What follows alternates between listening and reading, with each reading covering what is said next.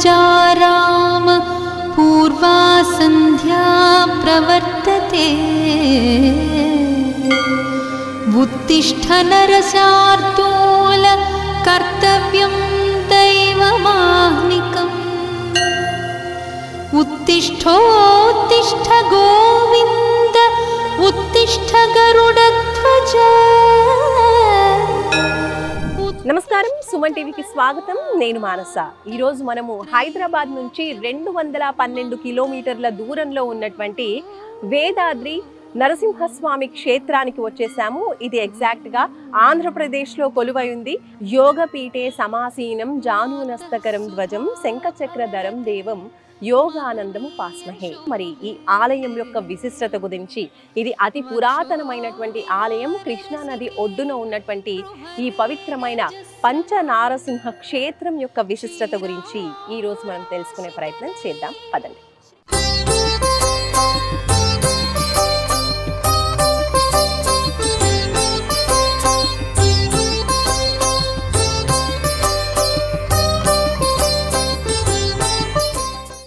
వేదాద్రి శ్రీ యోగానంద నరసింహస్వామి క్షేత్రంలో ఉన్నాము మనము. ఇక్కడ నా వెనకాల మీరు చూస్తున్నారు కదా, తూర్పు రాజగోపురం, అలాగే వెనుక వైపున ఇంకో రాజగోపురం ఉంటుంది, పడమటి రాజగోపురం. ఇలా 2 రాజగోపురాలు ఉంటాయి. ఈ ఆలయం యొక్క ప్రతిష్ట చాలా చాలా గొప్పది. ఇది ఎలా అంటే స్వయంభూ నరసింహస్వామి వెలిసినటువంటి క్షేత్రం అన్నమాట. ఇక్కడ పంచ నరసింహస్వాముల్ని మనం చూడొచ్చు, అందుకనే పంచనారసింహ క్షేత్రం అని కూడా అంటుంటారు. మరి అటువంటి పవిత్రమైనటువంటి ఈ ఆలయంలోకి ప్రవేశిద్దాం, పదండి.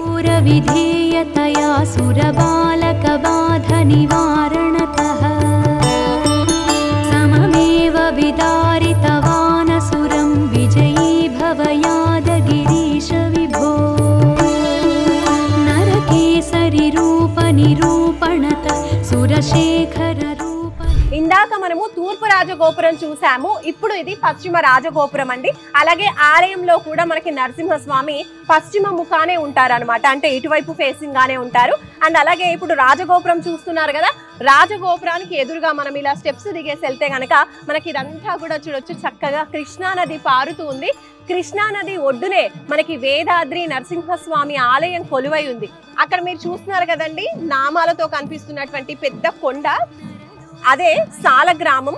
బ్రహ్మచే ప్రతిష్ఠింపబడినటువంటి సాలగ్రామం అన్నమాట. అది కూడా నరసింహస్వామి అని నమ్ముతూ ఉంటారు, కొలుస్తూ ఉంటారు. ఇంకా వ్యూ అంతా కూడా మీరు చూడొచ్చు, కృష్ణా నది కనిపిస్తూ ఉందో, చాలా బ్యూటిఫుల్ వ్యూ పాయింట్ అని కూడా చెప్పొచ్చు. యాత్రికులు చక్కగా దేవుణ్ణి దర్శించుకొని ఇక్కడ ఆహ్లాదకరంగా తమ సమయాన్ని ఇక్కడ స్పెండ్ చేస్తూ ఉంటారు. అయితే ఇక్కడ స్నానం చేసిన తర్వాత కూడా వచ్చేసి ఆలయంలో స్వామిని దర్శించుకుంటూ ఉంటారు. పంచ నరసింహ క్షేత్రాలు ఉన్నాయి ఇక్కడ.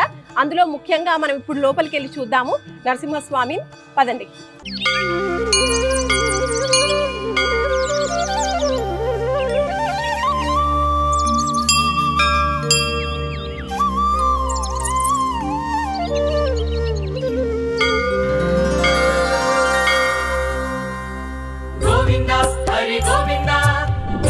యోగానంద లక్ష్మీ నరసింహస్వామి క్షేత్రం లోపలికైతే వచ్చేసాము. చాలా మంది భక్తులు మనకి ఇక్కడ కనిపిస్తూ ఉన్నారు. ఆహ్లాదకరంగా, చాలా కోలాటంగా కూడా కనిపిస్తూ ఉంది ప్రాంతం అంతా కూడా.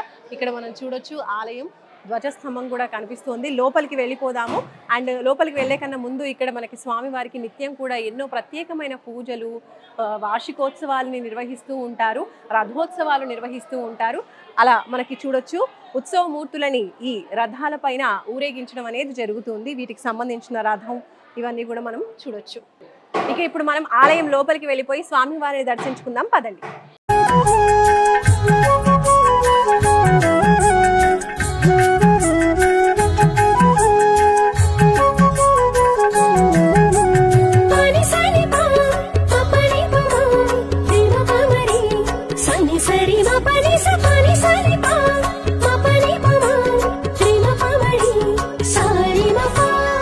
ఇక్కడ స్వామి గరుత్మంతుడు కొలువై ఉన్నారు. స్వామికి ఎదురుగా నమో గరుత్మంతాయ నమః. అహోబిలము శాంతికి నిలయం అభయమిచ్చే శ్రీ నరసింహ శరణం. ఇక్కడ మనకి స్వామి వారు కొండపైన జ్వాల నరసింహస్వామిగా మొదట కొలువయ్యారు.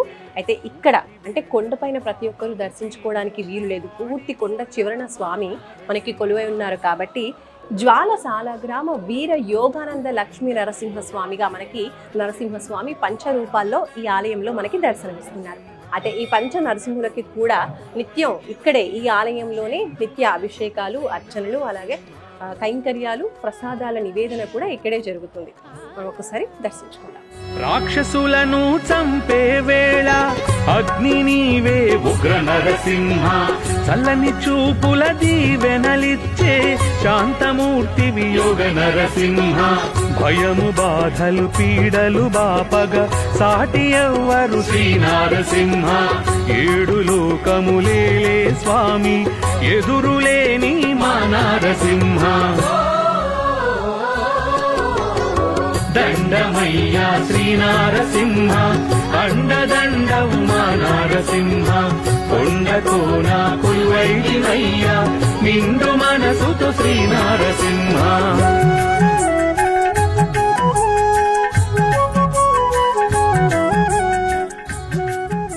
శ్రీ యోగానంద లక్ష్మీ నరసింహస్వామి వారి ఆలయం యొక్క విశిష్టత గురించి తెలియజేయడానికి మనతో పాటు ప్రధాన అర్చకులు శ్రీధరాచార్య గారు ఉన్నారు. వారితో మాట్లాడతాం. నమస్కారం అండి గురుగారు. ముఖ్యంగా ఇక్కడ ఈ ఆలయం యొక్క విశిష్టత గురించి, స్థల పురాణం గురించి మాకు తెలియజేయండి. ఇది పంచనారసింహ క్షేత్రం. వేదాద్రి, వేదాలే పర్వత రూపంలో ఉంటే స్వామివారు జ్వాలా రూపంలో స్వయంభూగా వెలిశారు కాబట్టి వేదాద్రి అని పేరు వచ్చింది. పూర్వం పురాణ కాలం చూసుకున్నట్లయితే సోమకాసురుడు అనేటువంటి రాక్షసుడు వేదాలని తస్కరించి దొంగిలించినప్పుడు ఈ బ్రహ్మ మొదలైనటువంటి దేవతలందరూ కూడా ఈ యొక్క సృష్టి కొనసాగాలంటే వేదాలు ఎంతైనా అవసరం కాబట్టి ఆ వేదాలని రక్షించమని ఆ మహావిష్ణువు కోరిన వెంటనే ఆయన మత్స్యావతారం దాల్చి ఆ సముద్ర గర్భంలోకి వెళ్ళి ఆ వేదాలని రక్షిస్తాడు. ఆ వేదాలను రక్షించేటప్పుడు ఆ వేదాలన్నీ కూడా తన శిరస్సును దాల్చి పైకి రావటం పురాణంలో జరిగినటువంటి విషయం.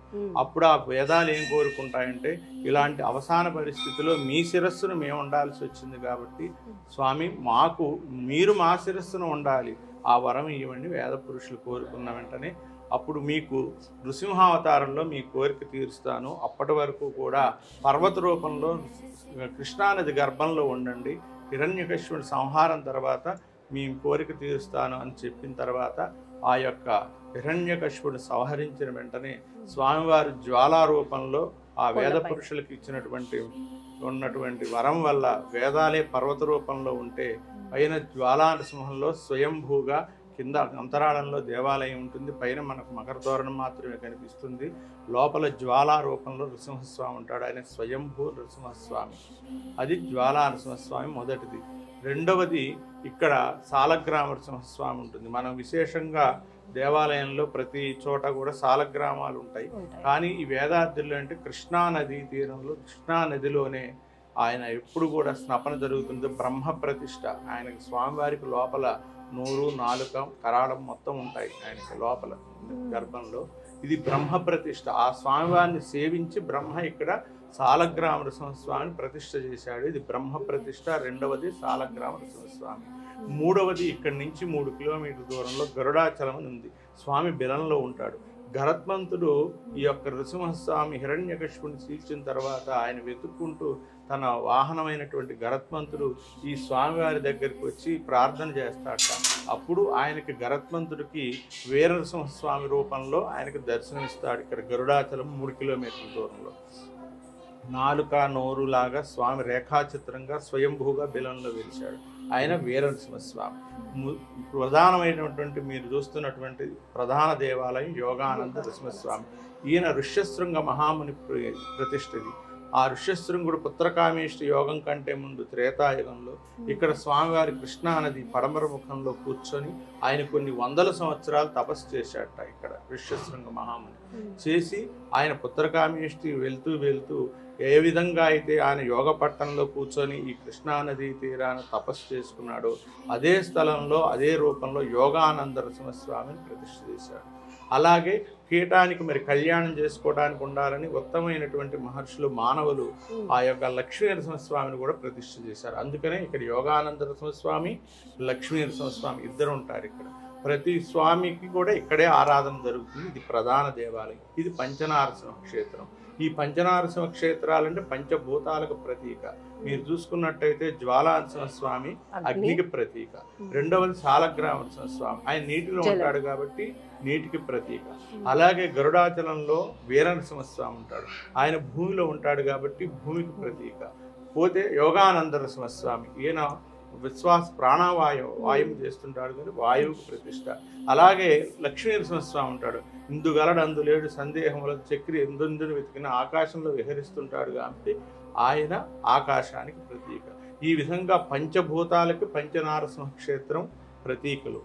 ఇక్కడ ప్రతి వైశాఖ చతుర్దశి నాడు కూడా బ్రహ్మోత్సవాలు జరుగుతాయి. ఇక్కడ అన్నమయ్య గారు వచ్చినట్టు ఆయన కూడా కీర్తనలు ఉన్నాయి.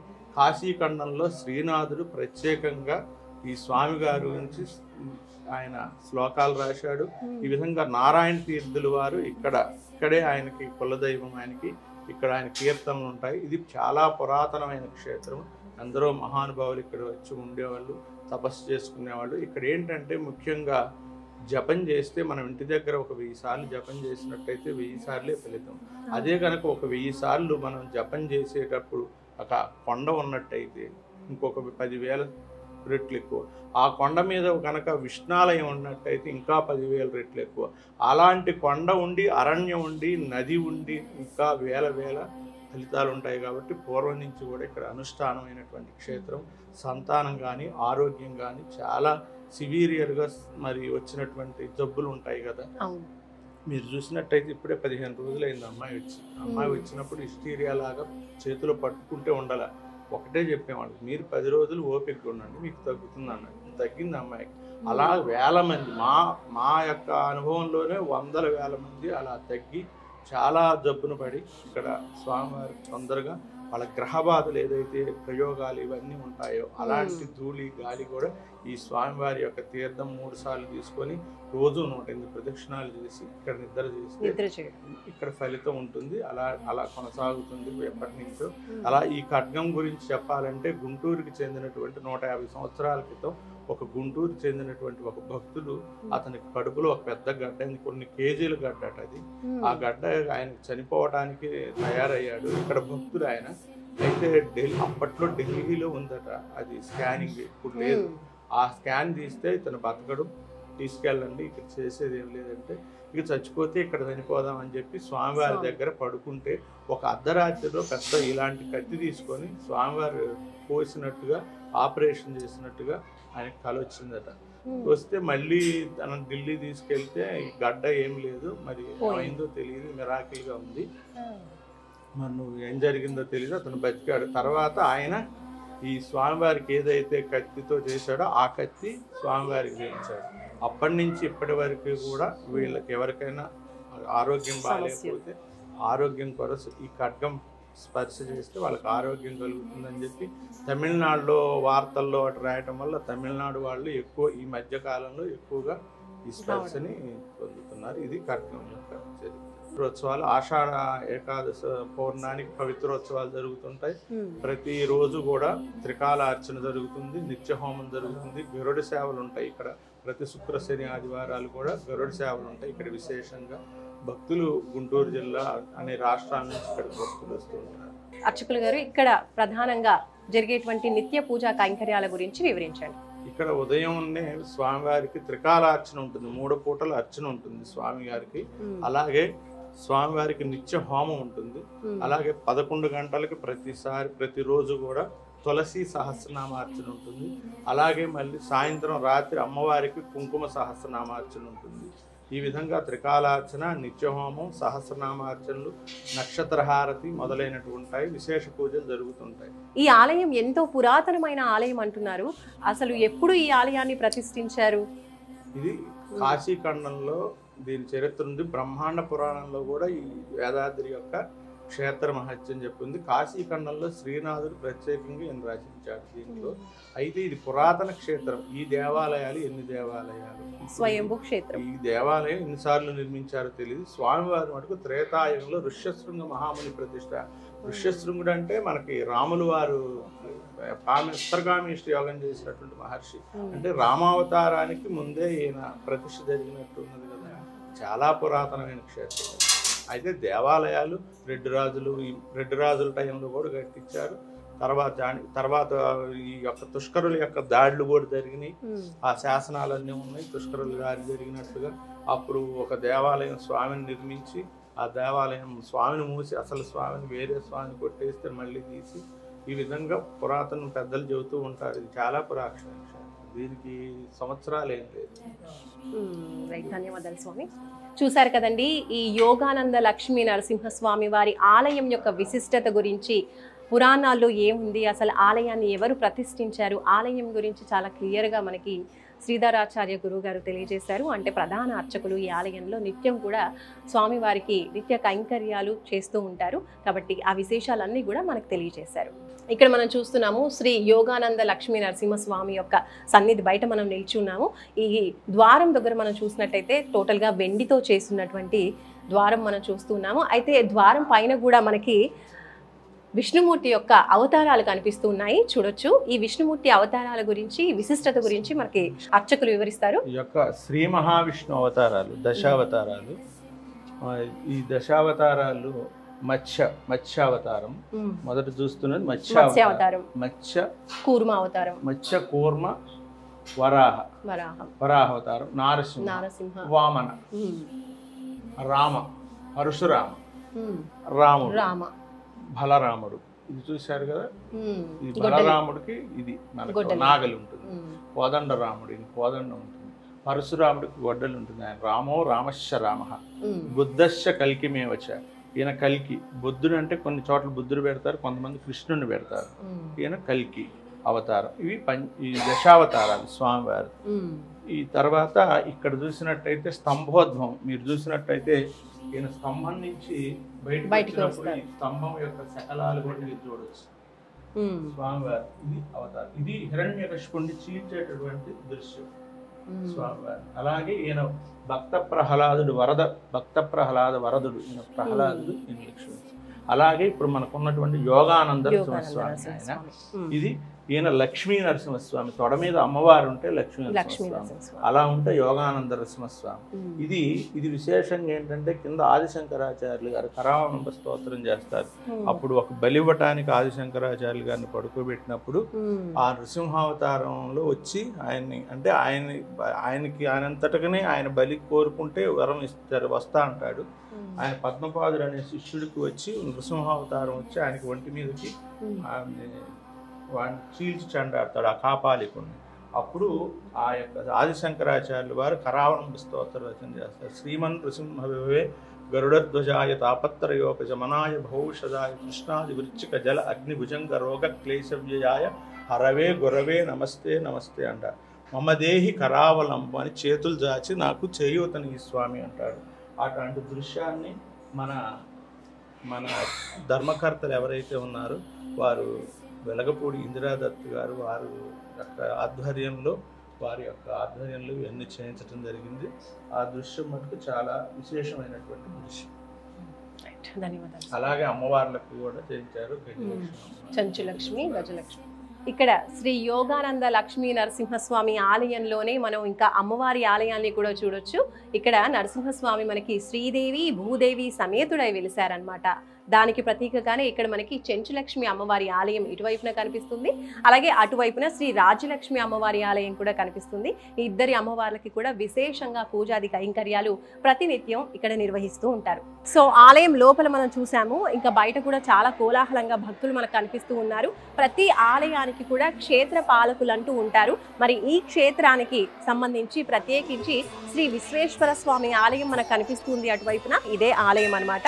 ఋష్యశృంగ మహర్షి ఎవరైతే ఈ ఆలయంలో స్వామివారిని ప్రతిష్ఠించారో ఆ మహర్షియే ఇక్కడ క్షేత్ర పాలకులుగా ఇక్కడ ఈశ్వరుణ్ణి ఏర్పాటు చేయడం అంటే స్థాపించడం జరిగింది. మరి ఆ ఆలయాన్ని కూడా చూద్దాం పదండి ఇటువైపుగా.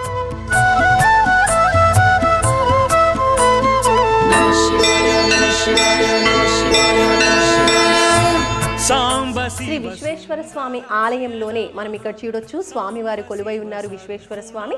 ఈ ఆలయంలోనే మనం ఇంకా 2 ఉపాలయాల్ని చూడొచ్చు. ముఖ్యంగా మనం ఇక్కడ చూడొచ్చు పార్వతీ సమేతంగా స్వామి కొలువై ఉన్నారు కాబట్టి ఇక్కడ పార్వతీ అమ్మవారికి కూడా ఉపాలయం కనిపిస్తుంది. ఈ అమ్మవారికి ప్రతినిత్యం కూడా కుంకుమార్చనలు ఇంకా అభిషేకాలు నిత్య కైంకర్యాలు కూడా చాలా విశేషంగా నిర్వహిస్తూ ఉంటారు.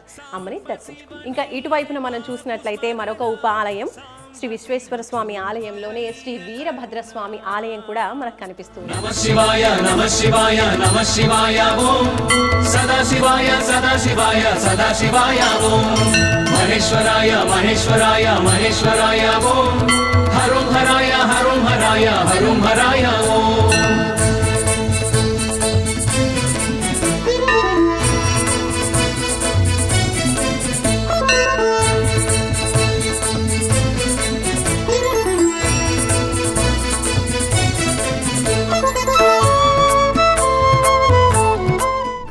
అయితే ఈ ఆలయం యొక్క టైమింగ్ గురించి అలాగే ఇంకా ఆలయం యొక్క విశిష్టత గురించి మనకి ఈవో సురేష్ బాబు గారి మాటల్లో తెలుసుకుందాం.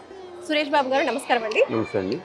సురేష్ బాబు గారు, ఎంతో పవిత్రమైనటువంటి ఈ ఆలయానికి నిత్యం చాలా మంది భక్తులు వస్తూ ఉంటారు. అటు తెలంగాణ నుంచి ఆంధ్రప్రదేశ్ నుంచి కూడా ఎంతో మంది భక్తులు ఆలయానికి వస్తూ ఉంటారు కాబట్టి ముందుగా ఈ ఆలయం యొక్క టైమింగ్ గురించి మాకు తెలియజేయండి. జై శ్రీ యోగానంద లక్ష్మీ స్వామి.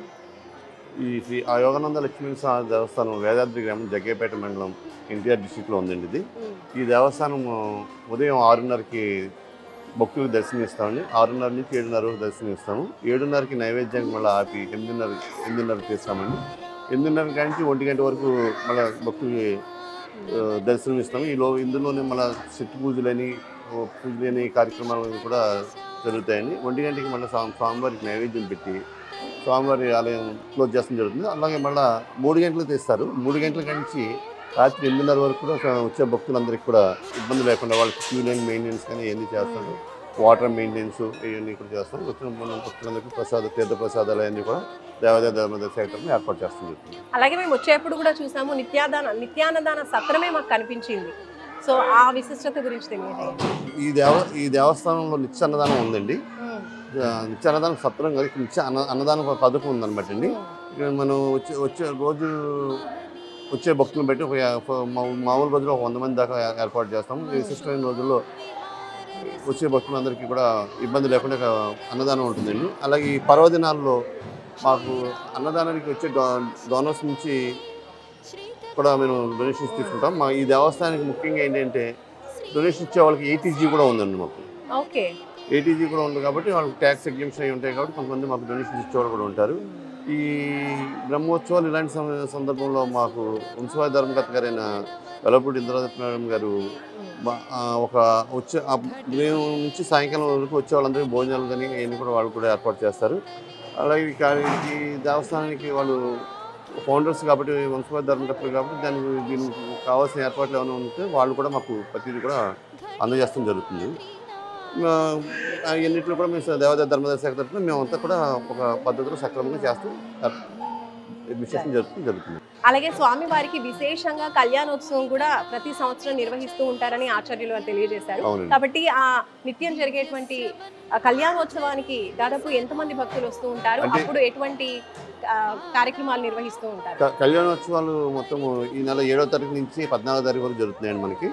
అయితే ముఖ్యంగా మనకి 11వ తేదీన కళ్యాణం జరుగుతుంది. స్వామివారికి ఇక్కడే కళ్యాణం చేస్తాము. ఈ కళ్యాణం ఇక్కడ భక్తులందరికీ సరిపోదు కాబట్టి లోపల కూర్చున్న భక్తుల వరకు కళ్యాణం పెడతాం. బయటకు ఉన్న వాళ్ళకి కూడా LEDలు పెట్టి వాళ్ళు కూడా కళ్యాణం చూడడానికి ఏర్పాట్లు చేస్తాం జరుగుతుందండి.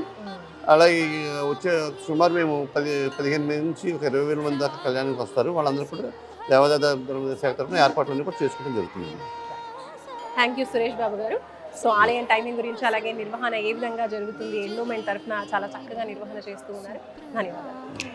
చూసారు కదండి, ఆలయ ఈవో మనకి కళ్యాణోత్సవం గురించి చెప్తున్నారు. ఇక్కడ స్వామి వారికి ప్రత్యేకంగా ప్రతి సంవత్సరం కూడా కళ్యాణోత్సవం చాలా అద్భుతంగా అంగరంగ వైభవంగా నిర్వహిస్తూ ఉంటారు. అయితే ఈ సంవత్సరం వచ్చేసి మే 7th నుంచి 14th వరకు అంటే 7 రోజులు చక్కగా అంగరంగ వైభవంగా స్వామి వారికి కళ్యాణోత్సవం నిర్వహించబోతున్నారు. ఇక్కడ విశేషంగా VL ఇంద్రదత్ వారు ఆలయం యొక్క నిర్వహణ అలాగే ప్రతినిత్యం కూడా ఇక్కడ స్వామి వారికి కళ్యాణోత్సవం నిర్వహిస్తూ ఉంటారంట.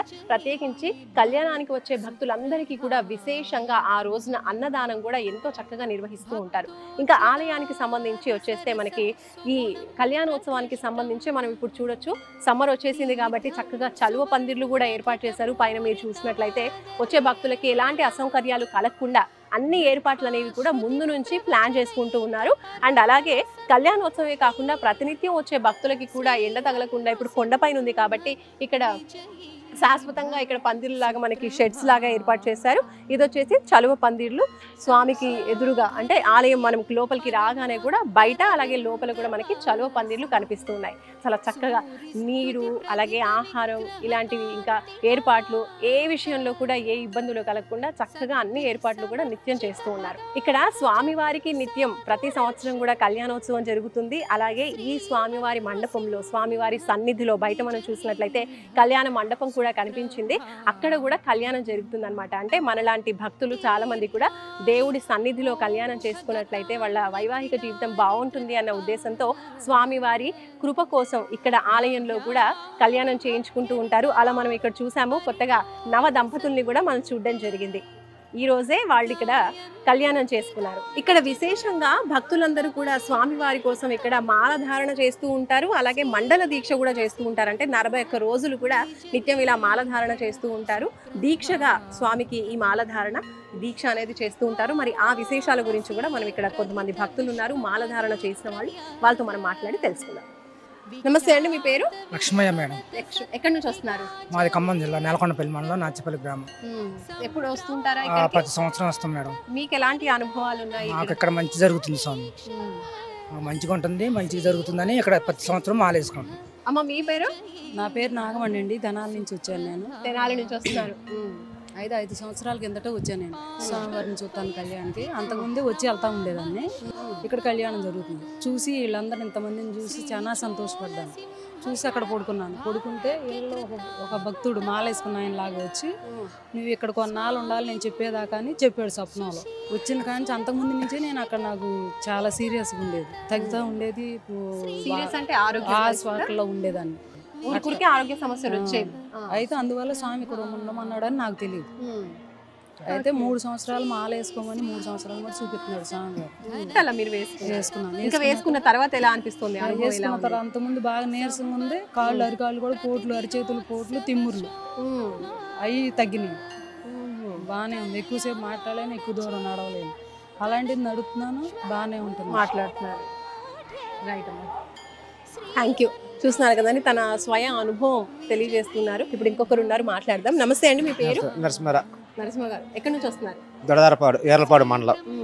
ఎన్నేళ్ల నుంచి చేసుకుంటున్నారు? 10 సంవత్సరాల నుంచి. దేవుడు కళ్ళకి వచ్చింది, మాల వేసుకున్నాం, బాగుంది. ఇప్పుడు పిల్లల పెళ్లిళ్ళు అయినాయి, ఇల్లు కట్టుకున్నా బాగుంది, సంతోషంగా మాల తీసుకున్నా, స్వామికి దిష్ట చేస్తున్నా, పూజ చేసుకుంటున్నా. మీ పేరండి? ఎక్కడి నుంచి వస్తున్నారు? నా పేరు గోపి అండి, మా తొర్లపాడు నుంచి వస్తున్నారు. ఓకే, సో మీరు ఎప్పటి నుంచి వేసుకుంటున్నారు? నేను ఈ సంవత్సరం వేసుకున్నాను అండి. మాల వేసుకోవాలని ఎందుకు అనిపించింది? ఎవరు చెప్పారు? ఇంక నేనే స్వామివారికి వేసుకున్నాను అనుకున్నాను. మేము స్వామి పూజ చేస్తాక ఇంక ఇక్కడే నాకు ఒంట్లో బాగోకపోతే ఇంక ఇక్కడికి వచ్చుంటున్నాను నేను. నాకు గత చాలా మంచి ఒంట్లో బాగుంటలేదు. సో ఇప్పుడు ఎలా ఉంది మరి మీ ఆరోగ్య పరిస్థితి అంతా? ఇప్పుడు బాగానే ఉంటుందండి. ఇంక స్వామివారికి అక్కడికి సేవ చేయడం కానీ సో చూస్తున్నారు కదండి, ఎంతో మంది భక్తులు ఇలా మాలలు వేసుకుంటున్న వాళ్ళు, అలాగే నిత్యం కూడా వచ్చి స్వామిని దర్శించుకుంటున్న వాళ్ళు చాలా మంది ఉన్నారు. విశేషంగా ఈ ఆలయం యొక్క విశిష్టత ఏంటి అని అంటే, ఆరోగ్య పరిస్థితి బాగోలేని వాళ్ళకి ఇక్కడ చాలా మంచి జరుగుతుందని ఎక్కువగా భక్తులు నమ్ముతూ ఉంటారు. ఇక్కడ స్వామివారి ఆలయానికి వచ్చి నిద్ర చేయడం, స్వామివారి తీర్థ ప్రసాదాలు తీసుకోవడం వల్ల, నిద్ర చేయడం వల్ల, అలాగే ప్రదక్షిణలు చేయడం వల్ల చాలా మంచి జరుగుతుంది, ఆరోగ్యం బాగుపడుతుందని నమ్ముతూ ఉంటారు. అలాగే సంతానం లేని వాళ్ళకి కూడా ఇక్కడ స్వామి సన్నిధిలో ప్రదక్షిణలు చేసిన వాళ్ళకి, అలాగే తొట్టెల అని కడుతూ ఉంటారనమాట చెట్టుకి. నేను అది కూడా చూపిస్తాను మీకు. సో అక్కడ తొట్టెల కట్టిన వాళ్ళకి కూడా సంతాన భాగ్యం కలిగిందని, సంవత్సరం లోపే సంతాన భాగ్యం కలిగిందని కూడా ఎంతో మంది భక్తులు చెప్తూ ఉంటారు. అంతే నమ్మకంగా ఇక్కడ స్వామిని పూజిస్తూ ఉంటారు. సింహాచలము సిరులకు వనము, చింతలు బాపే మా నారసింహ, అహోబిలము శాంతికి నిలయం, అభయం. మనం ఆలయంలో చూసాం కదా, స్వామివారు కత్తి గురించి చాలా విశేషంగా తెలియజేశారు అర్చకులు. ఆ కత్తి అలాగే స్వామివారి ఆయుధాలు, శంఖ చక్రాలు, ఇవన్నీ కూడా ఆయుధాలని తీసుకొచ్చి దసరా రోజున ఈ సెమి వృక్షం కింద ఉంచి ప్రత్యేకంగా అర్చకులు పూజించడం అనేది జరుగుతుందన్నమాట. ఈ సెమి వృక్షం ఆలయ వృక్షము, చాలా పవిత్రమైన వృక్షం. ఇక్కడ ఆలయంలో మనకు కనిపిస్తుంది, చాలా పెద్దగా కూడా కనిపిస్తుంది, మీరు చూడొచ్చు. ఇంకో ప్రత్యేకమైన విశిష్టత ఏంటంటే మీరు ఇక్కడ చూడొచ్చు, చీర కొంగు అనుకోవచ్చు. ఆ కొంగులో ఒక రాయి వేసేసి ఇలా కడుతూ ఉంటారు. ఇది ఎందుకు కడుతూ ఉంటారంటే ఇందాక నేను మీకు చెప్పాను కదా, సంతానం లేని వాళ్ళు ఇక్కడ స్వామి వారికి మొక్కుకొని సంతానం కలగాలని కోరుకొని ఇలా చిన్నగా తొట్టెల కట్టడం, ఊయల కట్టడం అనేది జరుగుతుంది. ఇక్కడ మీరు చూడొచ్చు, ఇక్కడ చూడండి రాయి. ఈ ఆలయంలో ప్రతి రాయిని కూడా స్వామి వారిగానే భావిస్తూ ఉంటారు, ఎంతో పవిత్రంగా భావిస్తూ ఉంటారు. ఆలయంలోని రాయిని తీసుకొని ఇక్కడ వాళ్ళ కొంగు చివరన ఇలా అంటే చాకుతో కానీ కత్తెరతో కానీ కాకుండా చేతితో మాత్రమే ఇలా చించేసి కొంగుని మాత్రం మహిళలు ఇలా చించేసి కొంగులో రాయిని తీసుకొని కట్టి ఇలా చెట్టుకి కడుతూ ఉంటారనమాట. ఇలా చేసి పూజించడం వల్ల వాళ్ళకి సంవత్సరంలోనే వాళ్ళు కోరుకున్న విధంగా సంతాన భాగ్యం కూడా కలుగుతుందని చాలా మంది నమ్ముతూ ఉంటారు. ఆ నమ్మకం కూడా నిజమైందని తెలియజేస్తుంది.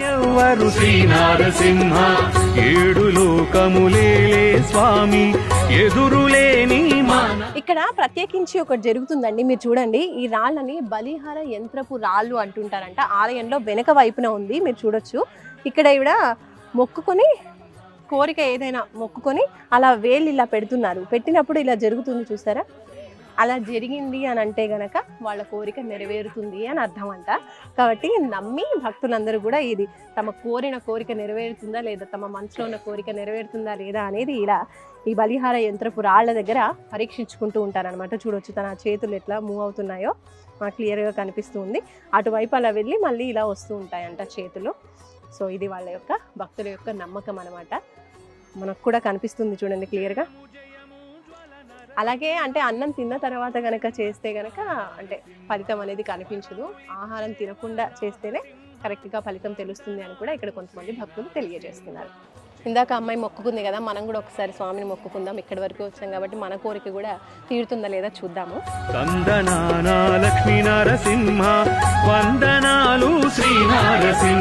ప్రత్యేకించి ఇది పంచ నరసింహస్వామి క్షేత్రం. అంటే పంచరూపాల్లో నరసింహస్వామి మనకు కనిపిస్తూ ఉన్నారు, అక్కడ మనం చూసాము. అలాగే ఇంకా నవనారసింహ క్షేత్రాలు ఏవైతే ఉన్నాయో అహోబిలం, ఇవన్నీ కూడా నవనారసింహ క్షేత్రాలలో కూడా ఒకటి ఈ క్షేత్రం అని చెప్పుకోవచ్చు. మరి ఇటువంటి పవిత్రమైన క్షేత్రంలో మనకి గోవులు దర్శనమిస్తూ ఉంటాయి కదా, ఆలయాలలో ప్రత్యేకించి గోవులను కూడా పూజిస్తూ ఉంటాం. గోమాతగా పూజిస్తున్నటువంటి మనకి సంప్రదాయం ఉంది.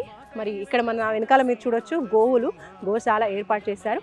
ఇక్కడ ఏంటంటే గోవులని పూజిస్తూ ఉంటారు. ప్రత్యేకించి గోవుల నుంచి వచ్చినటువంటి పాలతో స్వామివారికి అభిషేకం, ఇంకా ప్రసాదాలు ఇవన్నీ కూడా చేస్తూ ఉంటారనమాట. అందుకని ఇక్కడ ఇంకా అలాగే మనం ఇటువైపు చూసినట్లయితే కనుక కొండ, మనకు నరసింహస్వామి ఎప్పుడైనా కూడా కొండల్లో, కొండల మధ్యన, కొండ పైన మనకి స్వయంభుగా వెలుస్తూ ఉంటారనేది మనం చూస్తూ ఉన్నాము ఆలయాలలో. అలాగే ఇక్కడ కూడా అంతే అనమాట. పైన మనకి ఉగ్ర నారసింహుడుగా వెలిసారంట స్వయంభుగా. అది ఎక్కడ ఆ కొండ పైన అనమాట. సో మానవులు ఆ కాలంలో అక్కడికి స్వయంగా వెళ్ళి స్వామిని దర్శించుకునే అవకాశం కొంచెం కష్టంగా ఉండేది. కాబట్టి ఆ స్వామిని ప్రసన్నం చేసుకుని మళ్ళీ ఇక్కడ మనకి పంచ నరసింహులుగా ఇక్కడ స్థాపించడం, స్వామివారిని ప్రతిష్ఠించడం, పూజించడం అనేది జరుగుతుంది. సో అలా ఋష్యశృంగ మహర్షి అక్కడ స్వామివారిని, జ్వాలా నరసింహుడుగా ఉన్నటువంటి స్వామివారిని ప్రసన్నం చేసుకుని ఇక్కడ మళ్ళీ ప్రతిష్ఠించడం జరిగిందనమాట. ఇంకా మనం ఇక్కడ చూసినట్లయితే ఆ కాలంలో కొండ చాలా అంటే చిన్నగా స్పేస్ కొంచెమే ఉండేసి జస్ట్ ఆలయంలోకి ఇట్లా ఉంగి పూజారి వెళ్ళి పూజాది కార్యక్రమాలు చేయడం అనేది జరిగేదంట. దాని తర్వాత కొంచెం డెవలప్మెంట్లో భాగంగా ఎండోమెంట్లో చేరిన తర్వాత అలాగే భక్తుల కోసం సౌకర్యార్థం కూడా కొండని చెక్కడం అనేది జరిగింది. మీరు ఇక్కడ చూడొచ్చు, ఇక్కడ కొండ అంతా కనిపిస్తూ ఉంటుంది. సో ఈ కొండ అంతా కూడా కొంచెం స్పేస్ని క్రియేట్ చేయడం కోసం కొండని చెక్కడం జరిగింది. ఆ తర్వాత డెవలప్మెంట్లో భాగంగా కొంచెం విస్తరించారనమాట ఆలయాన్ని. ఎంతో పవిత్రమైనటువంటి ఆలయం ఇది. సో ఆ పైన మనము స్టెప్స్ ద్వారా కూడా పైకి చేరుకొని జ్వాలా నరసింహస్వామిని అక్కడ చూడొచ్చు. సో ఒకసారి చూద్దాం. వేదాద్రి నరసింహస్వామి ఆలయంలో మనము జ్వాలా నరసింహస్వామి ముఖ్యంగా మొదటగా వెలిశారు అని మనం మాట్లాడుకున్నాము. అండ్ స్టెప్స్ ద్వారా పైకి వెళ్ళొచ్చు అని అక్కడ చూపించాను కదా. సో ఇప్పుడు ఆ స్టెప్స్ ఎక్కేసి నేనైతే పైకి వచ్చేసాను, మీరు చూడొచ్చు అనమాట. మెట్ల ద్వారం కూడా రావచ్చు, అంటే మెట్లకి కూడా రావచ్చు. లేదు మెట్ల ద్వారం ద్వారా రాలేని వాళ్ళు కార్ త్రూ కూడా రావచ్చు. అక్కడ వైపు మీరు చూస్తున్నారు కదా రూట్. సో అటు నుంచి అంటే బైక్ ఆర్ కార్ త్రూ కూడా పైకి వచ్చే పంచ నరసింహస్వామిని దర్శించుకున్న తర్వాత అయినా సరే కంపల్సరీ ఈ జ్వాలా నరసింహస్వామిని దర్శించుకోకుండా అయితే ఎవరు వెళ్ళరనమాట. ఎందుకంటే మెయిన్గా మొదటగా వెలిసింది మాత్రం ఈ జ్వాలా నరసింహస్వామి. కాబట్టి అక్కడికి వెళ్ళేసి మనం స్వామిని దర్శించుకుందాం పదండి. సో స్టెప్స్ త్రూ మనం పైకి వచ్చేసామన్నమాట. ఇక్కడ చూడొచ్చు ఇంకా మొదటగా జ్వాలా రూపంలో వెలిసినటువంటి జ్వాలా నరసింహస్వామి ఇక్కడే కొలువై ఉన్నారు. ఇక్కడ మనకి నరసింహస్వామి మనకి జ్వాలా తోరణం రూపంలో కనిపిస్తూ ఉన్నారు, చూడొచ్చు మనకు.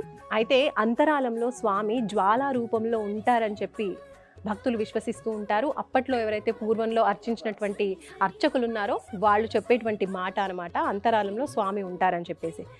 అండ్ అలాగే ఎవరైనా సరే ఇప్పుడు ఈ వేదాద్రి ఆలయానికి వచ్చారంటే తప్పకుండా ఈ ఆలయానికి రావడం అనేది, ఇక్కడ స్వామివారిని దర్శించుకోవడం అనేది జరుగుతూ ఉంటుంది. సో మనం కూడా స్వామిని దర్శించుకుందాం. ఇక్కడ ఈ ఆలయానికి క్షేత్ర పాలకులుగా దక్షిణామూర్తి ఉన్నారని చెప్తూ ఉంటారు. సో ఆ స్వామి శివరూపంలో ఇక్కడ మనకి లింగం రూపంలో కనిపిస్తున్నారు. సో దక్షిణామూర్తి ఈ ఆలయానికి క్షేత్ర పాలకులు. సో స్వామిని కూడా దండం పెట్టుకుందాం. ఇక్కడ జ్వాలా నరసింహస్వామిని దర్శించుకోవడానికి భక్తులే కాదండి, సప్త ఋషులు కూడా వస్తూ ఉంటారని నమ్ముతూ ఉంటారు. అయితే మనుషులు వచ్చినటువంటి దారిలో కాకుండా ఋషులు ఇక్కడ రహస్య గుహ ఉందని చెప్పి నమ్ముతూ ఉంటారు. ఆ గుహ నుంచి మనకి సప్త ఋషులు రావటం, స్వామివారిని అర్చించడం, అలాగే ఈ నరసింహస్వామి క్షేత్రాన్నే కాకుండా ఇంకా మనకి కనిపిస్తూ ఉంటాయి కదా నవనారసింహ క్షేత్రాలు, ఆ అన్ని నవనారసింహ క్షేత్రాలని కూడా ఈ సప్త ఋషులు దర్శించుకోవడం జరుగుతుంది అని కూడా భక్తులు విశ్వసిస్తూ ఉంటారు. అలాగే అర్చకులుగా చెప్తున్నటువంటి మాట. సో చూసారు కదండి, మొత్తానికి మనం హైదరాబాద్ నుంచి 212 కిలోమీటర్లు ప్రయాణించి ఈరోజు మనకి కృష్ణానదీ తీరంలో ఉన్నటువంటి ఆలయం నవనారసింహ క్షేత్రాల్లో ఒకటైనటువంటి పంచ నరసింహస్వామి క్షేత్రాన్ని మనం ఈరోజు దర్శించుకున్నాము. అదే వేదాద్రి లక్ష్మీ నరసింహస్వామి ఆలయం. ఈ ఆలయం మనం చూసాము, ఇక్కడ జ్వాలా నరసింహస్వామిని దర్శించుకున్నాము, అలాగే పంచ నరసింహస్వామి క్షేత్రాన్ని కూడా ముందుగా మనం దర్శించుకున్నాము. ప్రత్యేకించి ఈ ఆలయం వచ్చేసి స్వయంభుగా వెలిసినటువంటి ఆలయం అండి, అందుకని అంత విశిష్టత.